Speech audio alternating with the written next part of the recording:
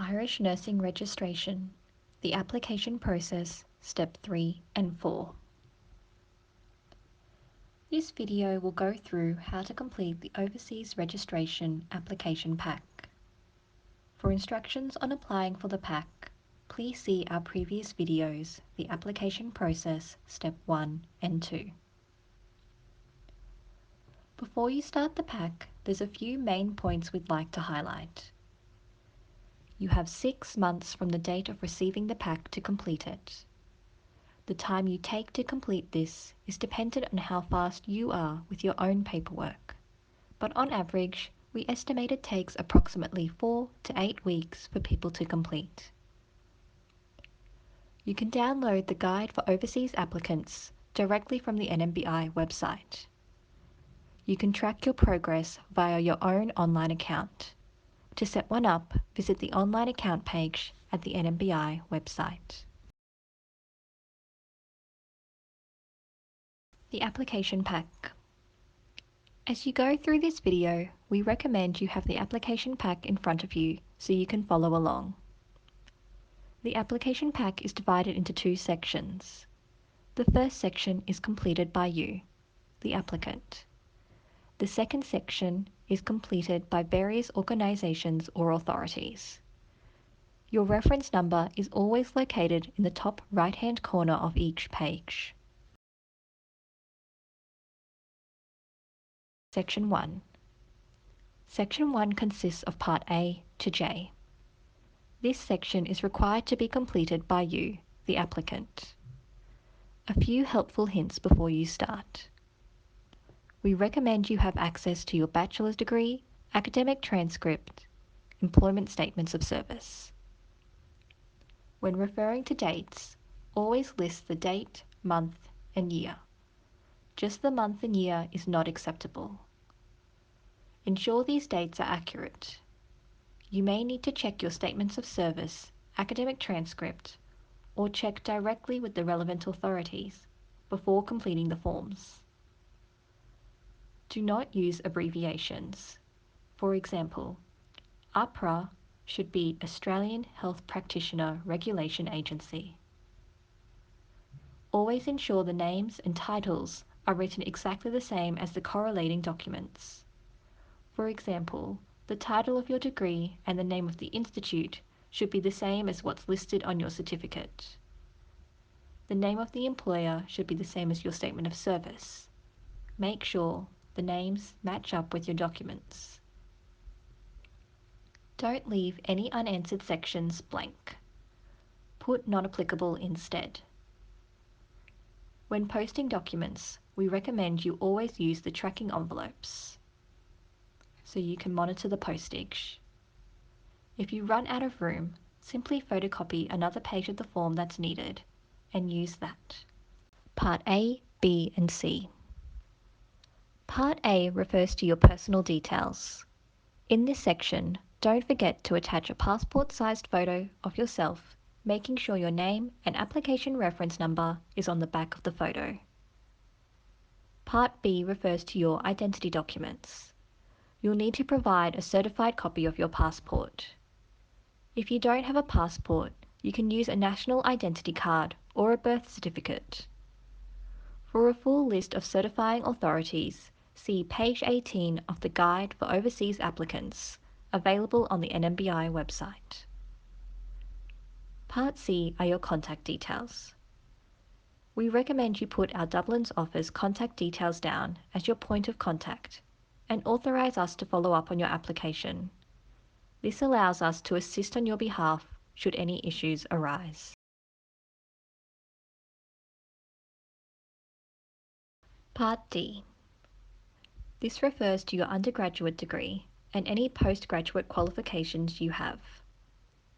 If you're including a postgraduate qualification, you can only include those that were greater than 3 months duration.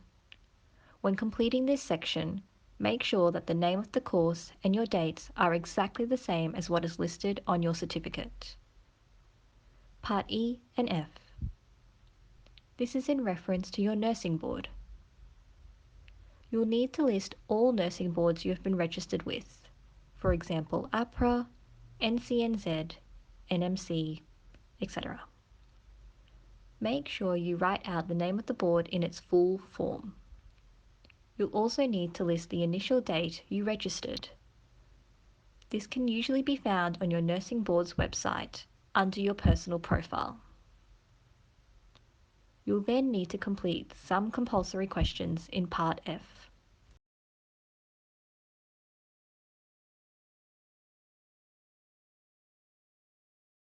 Part G.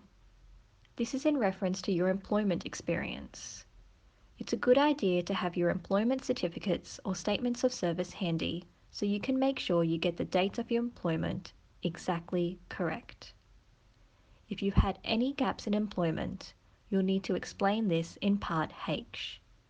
If you have ever worked 2 jobs at once, for example, part-time registered nurse, part-time nurse lecturer, you'll also need to explain this in Part H.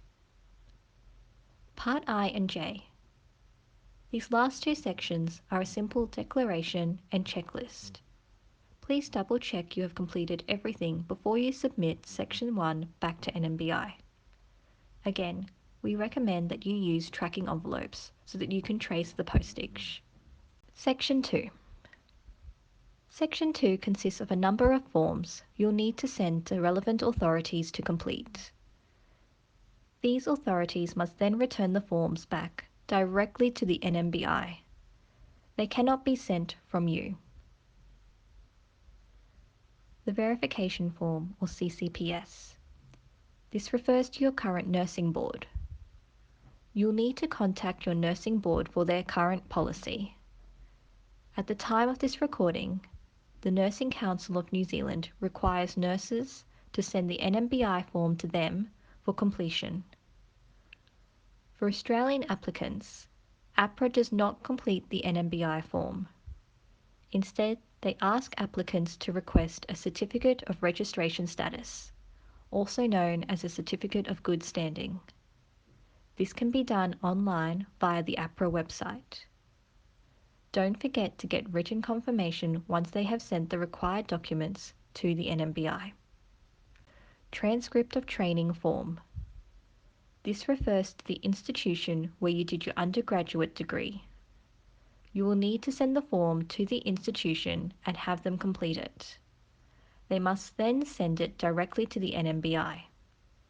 If you have completed other nursing and midwifery programs you'd like the NMBI to consider, you'll need to arrange for the institution to send a copy of your academics transcript directly to the NMBI. Employees Reference Form. This is in relation to your current working experience. Evidence of current employment needs to cover a minimum of 12 months. If you have worked at your current place of employment for less than 12 months, you may need to contact your previous employer in addition to your current employer. Your employer or employers will then need to complete the Employer Reference Form. This can be done by your nurse unit manager, director of nursing, or equivalent. We recommend you provide your employer with a statement of service so they can complete the dates on the Graduate Program. The Graduate Program form is particularly important for Australian and New Zealand nurses. The amount of clinical hours we complete during our undergraduate degrees does not correlate to the amount of hours that are completed in an Irish university.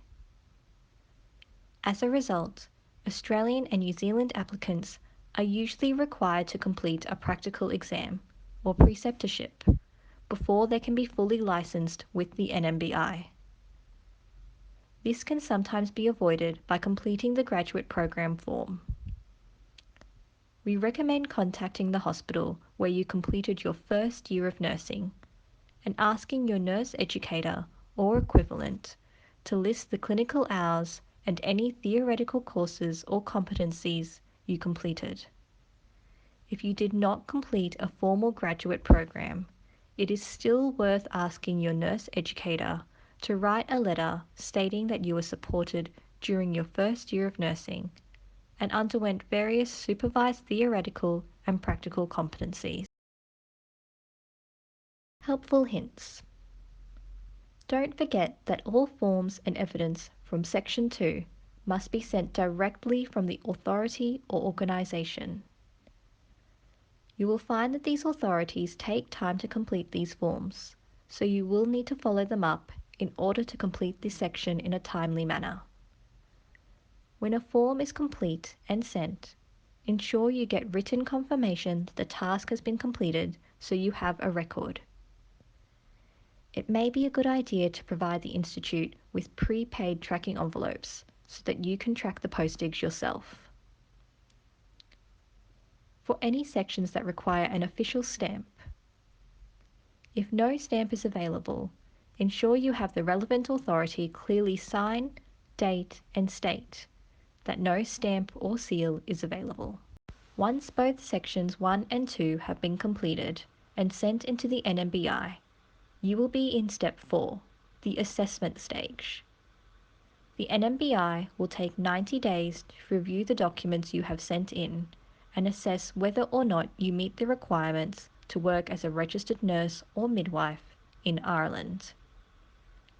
During this assessment period, CCM can begin to submit employment applications to Irish hospitals on your behalf. Contact your recruitment consultant to see which hospital would best suit your specialty and skill set.